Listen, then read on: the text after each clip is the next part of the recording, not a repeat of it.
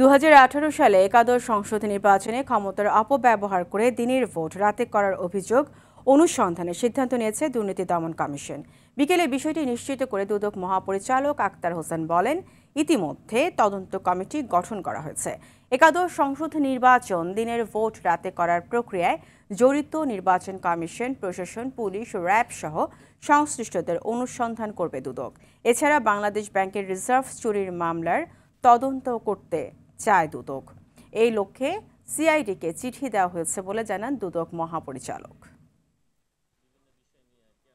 একাদশ জাতীয় সংসদ নির্বাচনে ক্ষমতার অপব্যবহার, অপরাধমূলক অসদাচরণ, জালিয়াতি, দিনের ভোট রাতে করা এবং আর্থিক লেনদেনের মাধ্যমে সংসদ সদস্য নির্বাচনের অভিযোগের বিষয়ে অনুসন্ধানের সিদ্ধান্ত গৃহীত হয়েছে।